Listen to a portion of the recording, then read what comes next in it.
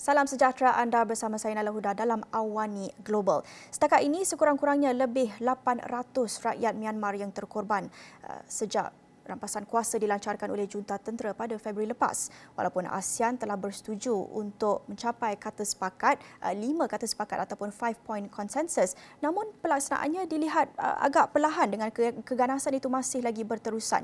Ini diakui oleh Menteri Luar Datuk Seri Syamsuddin Husin, katanya ASEAN bersetuju mereka perlu bertindak lebih pantas untuk kurangkan ketegangan di sana dan juga hentikan keganasan. Ini senada juga dengan pandangan pemimpin ASEAN lain termasuklah Vivian Balakrishnan, Menteri Luar Singapura selepas sidang kemuncak ASEAN dan China pada Isnin lepas, katanya pelantikan utusan khas ASEAN Special Envoy hanya bermakna jika junta Myanmar sendiri menunjukkan hasrat untuk mengadakan dialog dan rundingan yang betul-betul bermakna. Namun sejauh mana lagi ASEAN perlu menunggu ataupun sudah tiba masanya mereka mengambil tindakan yang lebih drastik? Bagi mengupas mengenai peranan ASEAN ini dari sudut hak asasi manusia, bersedia bersama saya jam ini Lilian Fan, pengerusi Kumpulan Kerja Hak Pelarian Rohingya Malaysia, dan juga YB Charles Santiago, Ahli Parlimen Klang dan menganggotai ASEAN Parliamentarians for Human Rights. Terima kasih kepada YB Charles dan Lilian bersama saya. Saya nak mulakan dengan Lilian. Bagaimana kita nak memahami situasi di Myanmar ketika ini dengan liputan media semakin berkurangan, akses semakin terhad. Bagaimana situasinya sekarang?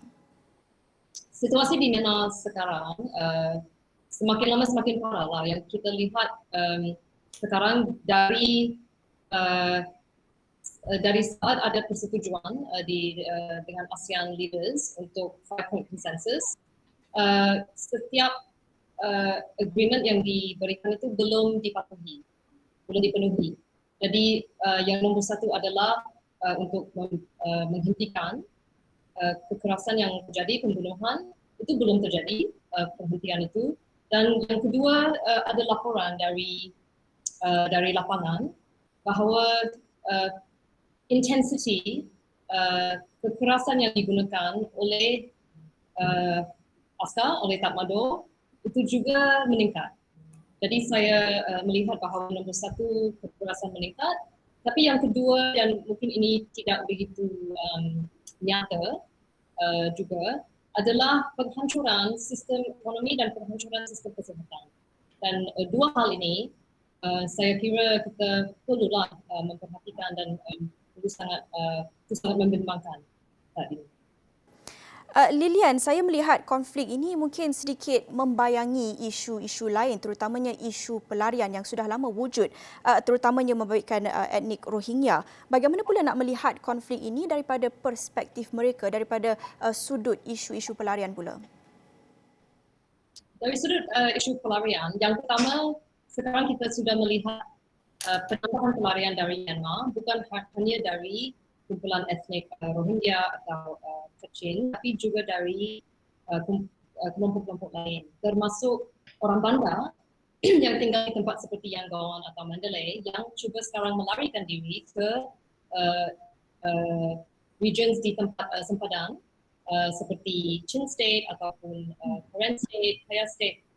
Sekarang kita melihat seperti ada konflik bersenjata yang lebih intensif yang terjadi di beberapa tempat, termasuk di sekarang beberapa bandar seperti Yangon dan Mandalay. Tetapi di beberapa tempat seperti Chin State, di Mindat dan sekarang di Kaya juga ada juga konflik bersenjata yang meningkat di antara Tatmadaw dengan seperti ada tentera lokal, tentera etnik yang ada di sana yang cuba melawan Tatmadaw. Dan itu juga mengakibatkan ramai orang yang diusir dari rumah, yang melarikan diri dari tempat kediaman mereka, dan ada yang masih internally displaced di dalam Myanmar, tetapi ada juga yang sudah keluar dari Myanmar, terutamanya ke Thailand dan juga ke India, dari Chin State. Sekarang kami belum dapat laporan bahawa ada Rohingya yang di Rakhine State yang keluar lagi, tetapi yang kami mendengar mereka masih sangat bukan hanya takut, tapi mereka juga menghadapi humanitarian crisis di Rakhine State, bukan hanya Rohingya juga etnik yang lain yang ada di sana, termasuk Rakhine dan lain-lain. Dan sebenarnya di seluruh Myanmar sekarang, ini yang sangat memprihatinkan. Sekarang kita tidak boleh melihat hanya beberapa daerah yang sangat rawan yang mengalami konflik yang akan menjadi tempat apa yang memproduksikan refugees lah, yang pelarian. Tapi selain daripada Rakhine State, selain daripada Rakhine State dan lain-lain, sebenarnya seluruh negara akan menghasilkan pelarian. Konflik ini juga bermaksud selama Tatmadaw itu memegang kuasa, tidak ada sebuah solusi untuk isu ini. Dan itu juga akan mengakibatkan isu Rohingya akan berlarutan dan akan tidak boleh mencari solusi lah, kerana solusi untuk Rohingya akhirnya adalah pulang ke Myanmar dengan jaminan kewarganegaraan dan hak asasi manusia. Tapi dengan Tatmadaw sekarang mereka tidak akan mengakui Rohingya, mereka tidak akan memberikan kewarganegaraan.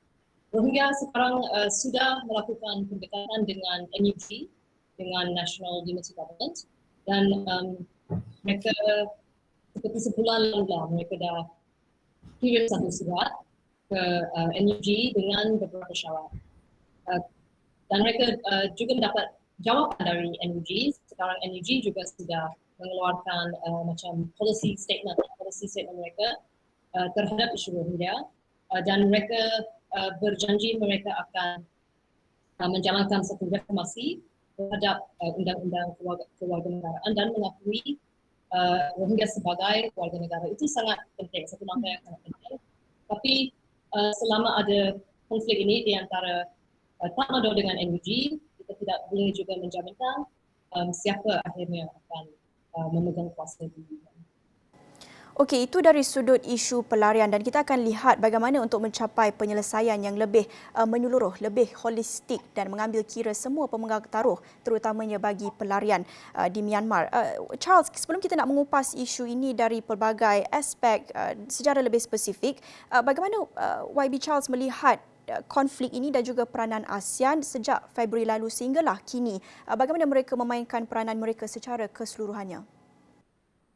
Sebenarnya isu ini kalau kita nampak daripada sudut sejarah, bukan sejarah begitu lama tapi dalam 2-3 bulan yang lalu, kita dapati ASEAN telah mengeluarkan beberapa pandangan, beberapa statement yang boleh dikatakan memberi satu kepercayaan kepada orang ramai di Myanmar bahawa ASEAN akan rein in ataupun akan cuba untuk bincang dengan pihak tentera di Myanmar. Dan dengan itu mereka telah mengadakan satu mesyuarat yang besar di bawah apa yang dipanggil ASEAN Leaders Meeting yang telah mesyuarat pada 24 hari bulan April 2021. Dan mereka telah mengeluarkan apa yang dipanggil 5 point konsensus. Satu perjanjian bersama di antara semua negara-negara ASEAN mengatakan bahawa kita ada 5 perkara yang kita boleh bersetujui yang kita akan implementasikan berkait dengan Myanmar untuk mereda keadaan, untuk balik kepada keadaan yang sedia ada. Tapi Puan Naila, isu saya fikir yang pertama yang kita mesti apakah masalah dan mengapa kudeta ini berlaku. Ini saya fikir harus difahami sebelum kita memahami mengapa 5 point consensus itu penting dan harus diimplementasikan. Pertama, kita dapati dalam pilihan raya November 2020, kita dapati bahawa parti Aung San Suu Kyi iaitu NLD telah menang lebih kurang 85% daripada semua kerusi yang ditandingi. 85%. So ini bermaksud bahawa NLD ataupun parti Aung San Suu Kyi merupakan satu parti yang diterima oleh rakyat. 75%, 75% rakyat terima, 80% terima pimpinan beliau. Nah, ini telah menjadi masalah kepada pihak apa yang dipanggil Tatmadaw ataupun tentera ataupun army di Myanmar yang memang ada kekuatan dia sendiri. So oleh kerana itu mereka takut bahawa mereka akan hilang untuk memimpin negara seperti dalam keadaan yang lama. So mereka pun mula untuk mengambil kerajaan daripada satu kerajaan dipilih secara demokratik oleh oleh rakyat Myanmar. So itu adalah punca masalah itu. Itulah punca masalah. So yang kita dah fahami menerusi 5-point consensus ialah untuk ASEAN, negara-negara ASEAN minta kepada desak pihak Tatmadaw ini, AMI ini, tentera ini supaya berhentikan keganasan. Nah, keganasan itu keganasan bukan biasa. Ini terlalu tembak dekat jalan raya, bunuh dekat jalan raya, bom pun ada, menggunakan kapal terbang dan juga bom kawasan-kawasan pendalaman dan sebagainya. Kedua, untuk memulakan apa yang dipanggil constructive dialogue, iaitu berbincangan di antara semua pihak yang berkenaan. Dan yang ketiga dan yang keempat yang pada pandangan saya penting ialah untuk melantik seorang special envoy ataupun duta khas untuk menangani masalah ini, membawa hasrat dan aspirasi ASEAN ke Myanmar. Dan kita dapati bahawa satu rombongan telah pergi kepada Myanmar.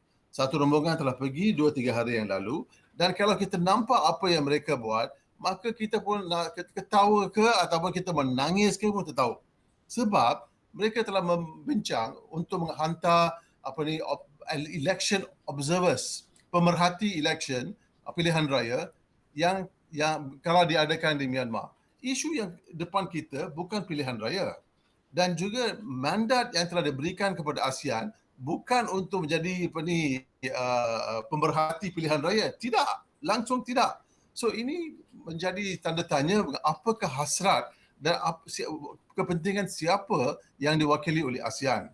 Dan kalau kita nampak apa yang dikatakan oleh Menteri Luar Malaysia sendiri, beliau dalam lalu membuat satu Twitter di mana dia katakan dia memang sedih apa yang berlaku di Myanmar sekarang.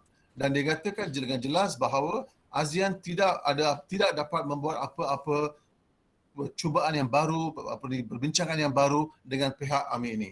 So saya fikir sebenarnya apa yang berlaku di sana ialah kita dapati bahawa negara-negara ASEAN yang telah membuat 5-point consensus ini ataupun persetujuan 5 poin ini tidak dapat mendapat apa-apa peluang dan juga apa-apa cara untuk membincang untuk mendapat satu persefahaman daripada golongan AMI ataupun tentera di Myanmar.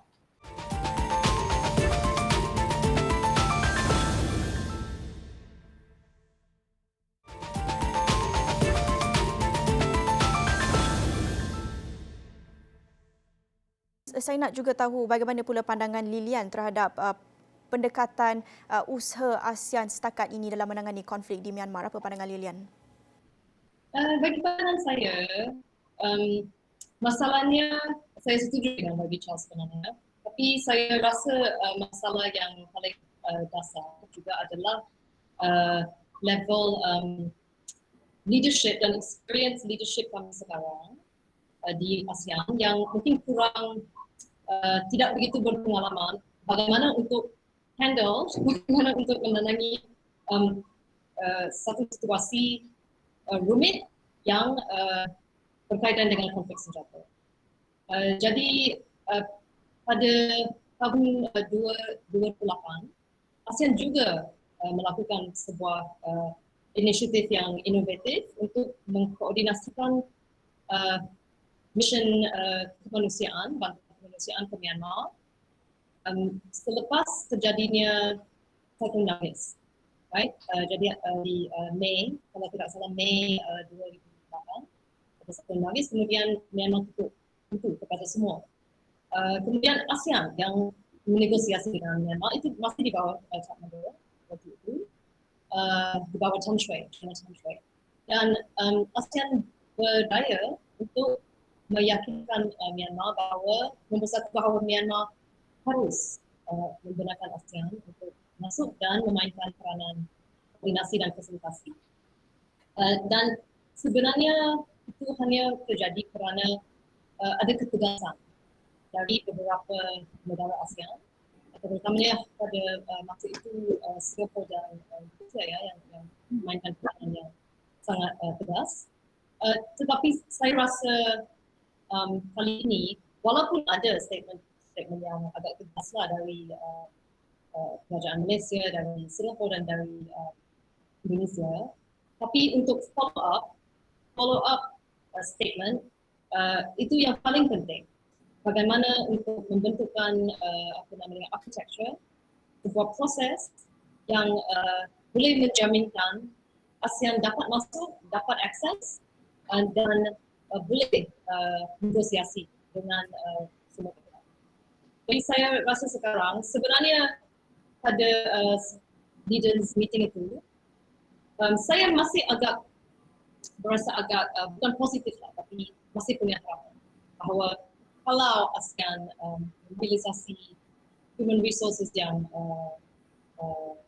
cukup berpengalaman, kalau leaders di ASEAN cukup tegas, mungkin ASEAN akan berjaya untuk mencari peranan untuk masuk dan sekurang-kurangnya memfasilitasikan sebuah proses negotiation di antara semua pihak, bukan hanya fenomen online dengan Insan Suci atau NLD, tetapi semua pihak yang berkepentingan, termasuk UG dan juga ethnic comms leaders di seluruh Myanmar. Jadi ada banyak pihak yang harus dilibatkan. Tetapi dengan langkah yang diambil dengan rombongan terbaru ini, seperti YB Charles kata, kita agak kecewa lah dengan cara ASEAN mendekati, memulakan proses ini, memulakan proses follow up, kerana dari awal ini tidak transparan dan tidak melibatkan semua pihak yang harus dilibatkan. Jadi ini kita boleh kata it's not a good start, ya. Maka awal sudah berkesan. Jadi bagaimana kita boleh harapkan untuk Okey, YB Charles tadi ada sebut tentang memahami sejarah dan memahami bagaimana sebenarnya secara lebih mendalam konteks bagaimana rampasan kuasa kudeta itu berlaku. Adakah YB Charles melihat pendekatan ASEAN itu betul-betul memahami apa yang sebenarnya berlaku, dan adakah YB melihat mereka ini sebenarnya terbatas dalam pendekatan mereka, atau mereka sebenarnya boleh lebih kreatif, think outside of the box, di luar kerangka dasar ASEAN itu untuk mencari penyelesaiannya lebih menyeluruh? Hingga sekarang, ASEAN belum melantik seseorang special envoy. Belum melantik. So ini merupakan bahawa orang pun tanyalah, adakah sebenarnya ASEAN ini sebenarnya serius untuk mengatasi masalah di sana. Dan juga seperti yang dikatakan oleh Puan Lilian tadi, bahawa Brunei sebenarnya merupakan satu negara yang kecil dan juga mereka tidak mempunyai pakaran untuk mengatasi masalah yang begitu kompleks di Myanmar. So kita hendak satu negara ataupun seorang special envoy yang mempunyai kepakaran. Itu yang penting. Sebab masalah di Myanmar itu memang kompleks. Bukan satu masalah yang senang untuk mengatasi. Kita ada lebih kurang dekat sana, lebih kurang 40 ethnic states. Untuk berbincang dengan semua orang bukan senang. Dan juga kita ada masalah dengan kudeta army di negara itu. So perbincangan itu bukan senang untuk diadakan. So oleh kerana itu ASEAN mesti menghantar seorang yang ada kepakaran. Itu saya fikir adalah penting.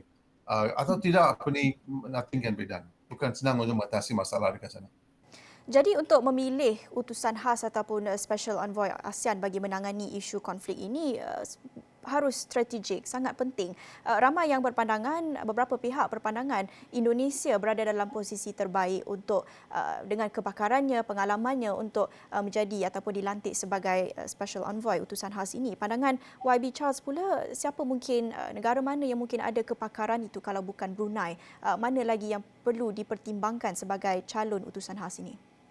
Saya memang sokong pandangan yang dikemukakan oleh Puan Nala tadi, bahawa kita mesti tengok kepada Indonesia untuk untuk memberi kepimpinan dalam isu ini dan juga dalam perlantikan utusan khas yang dibincang oleh Puan tadi. Ini adalah sebab kalau kita nampak, kalau kita berbanding dengan Myanmar dengan Indonesia, kita dapati Indonesia pun juga mengalami kerajaan pemerintah militeri untuk lebih kurang 30 tahun. So mereka pun tahu macam mana militeri kerja. Mereka understand the logic, macam mana mereka memahami logik cara militeri kerja, dan juga pada masa sekarang satu-satu negara yang boleh mengatakan betul-betul mengamalkan sistem demokrasi di rantau ini adalah Indonesia. So kita dapati kedua-dua ini memberi kelebihan kepada Indonesia, dan juga kita pun ada banyak orang menteri-menteri luar negara yang canggih, yang pandai di Indonesia yang boleh dilantik sebagai duta khas untuk mengatasi masalah ini. Okey, kita nak lihat susulan sidang kemuncak ASEAN dan China baru saja pada Isnin lalu. Kata Dr. Vivian Balakrishnan, Menteri Luar Singapura, peranan utama ASEAN bukanlah untuk campur tangan. Sebaliknya, hanya rakyat dan pemegang taruh dari dalam Myanmar itu untuk menentukan masa depan negara tersebut. Apa pandangan YB Charles terhadap komen Dr. Vivian di sini? Dan bagaimana kita nak mengimbangi antara perubahan yang datang dari luar dan juga dari dalam secara lebih genuine dan autentik? Sebenarnya saya memang sokong pandangan itu bahawa apa-apa penukaran kerajaan ke siapa mereka nak milih adalah tanggungjawab citizens mereka ataupun warga negara mereka. Itu adalah tanggungjawab mereka. Kita tidak nak campur hal itu. Tetapi apa yang berlaku sekarang ialah kita hendak tengok apakah ASEAN Charter, apa yang dikatakan di ASEAN Charter. ASEAN Charter sebenarnya merupakan satu charter yang telah diterima oleh semua negara ASEAN yang mengatakan jelas bahawa ASEAN akan memberi keutamaan kepada demokrasi, hak asasi manusia, rule of law, good governance dan sebagainya. Dan juga transparency dan sebagainya. So ini adalah satu yang telah diterima oleh semua negara. Dan bila kita nampak satu negara yang tidak mengikut apa yang telah diterima oleh semua, maka ini merupakan satu isu yang harus diambil serius oleh ASEAN. So walaupun kita tidak hendak menentukan masa depan Myanmar ataupun tidak hendak menentukan siapa mesti menjadi pemimpin di Asia, di Myanmar, tetapi jangan lupa dalam pilihan raya yang telah habis, 85% kerusi dimenangi oleh NLD. So walaupun banyak orang tak suka NLD, tapi mereka ada banyak kerusi. So oleh kerana itu, ini rampasan kuasa ini tidak sah. So macam mana kita boleh berjumpa dan bincang dengan satu kumpulan yang tidak sah? So itu menjadi masalah. Dan saya fikir isu itu harus dijawab oleh pemimpin ASEAN. Sebab sekarang yang datang untuk mesyuarat itu adalah ketua army, militeri yang Myanmar. So sebenarnya beliaulah yang mengketuai rampasan kuasa ini. Tapi dia yang duduk dan berbincang. So macam itu ada conflict of interest. So ASEAN sendiri tidak memahami, ataupun saya katakan di sini, pemimpin ASEAN sendiri tidak memahami apa yang mereka telah janji di bawah ASEAN Charter sebenarnya. Okey, YB Charles bercakap tentang isu sah ataupun isu legitimasi junta tentera ini. Ada pihak yang berpandangan perubahan itu perlu melibatkan suara junta tentera itu kerana mereka terlibat dalam konflik ini. Pastinya mereka yang menyebabkan konflik ini. Tetapi adakah realistik untuk kita membayangkan dialog dan rundingan itu diadakan melibatkan semua pihak termasuk junta tentera dan termasuk juga pihak NLD dan pemegang taruh lain di Myanmar? Adakah realistik atau harus isolate dan diasingkan? Itulah saya katakan tugas untuk ASEAN, di mana 5 point consensus ataupun 5 poin persefahaman ini jelas ialah satu ialah untuk mengadakan dialog dengan semua orang, dengan semua pihak kepentingan. Itu yang telah dijanjikan, itu yang telah diputuskan. Tetapi bila mereka pergi ke kedua-dua pemimpin Brunei dan juga Menteri Luar Brunei pergi kepada Myanmar, mereka hanya jumpa dengan pihak tentera. So orang lain pun tengok, you datang buat apa dekat sini, you kalau you nak jumpa tentera, itu buang masa. Mengapa you tidak hendak jumpa dengan kerajaan, NUG ataupun National Unity Government yang telah dibentuk selepas rampasan kuasa oleh pihak NLD dan juga parti-parti politik lain. So kalau saya seorang yang neutral pergi untuk membawa kedua-dua kumpulan untuk mengadakan sefahaman, perundingan, apa-apa yang kita nak buat, saya mesti berjumpa dengan semua kumpulan kepentingan. Tapi kalau saya jumpa hanya dengan satu kumpulan, makna itu saya memang sokong mereka daripada lain. So itu menjadi persepsi orang ramai dan juga tidak membawa nama baik kepada ASEAN. Baik, terima kasih YB Charles atas perkongsian itu. Itu tadi YB Charles Santiago, Ahli Parlimen Klang dan juga menganggotai ASEAN Parliamentarians for Human Rights, dan juga sebentar tadi kita bersama dengan Lilian Fan, pengerusi Kumpulan Kerja Hak Pelarian Rohingya Malaysia dan pengasas bersama Yayasan Guetanoia. Terima kasih kepada Lilian dan YB Charles sedikit sebanyak berkongsi tentang peranan ASEAN menangani konflik di Myanmar. Adakah mereka perlu mengambil tindakan yang lebih drastik dan bagaimana mereka perlu memahami sejarah dan bagaimana konteks kudeta rampasan kuasa berlaku di Myanmar ini secara lebih mendalam bagi mencari penyelesaian yang lebih holistik, lebih menyeluruh dan ambil kira semua stakeholders pemegang taruh di Myanmar itu, bukan sahaja memfokuskan kepada junta tentera. Dan itu saja perkongsian saya pada jam ini dalam Awani Global. Bersama saya Naila Huda. Salam hormat.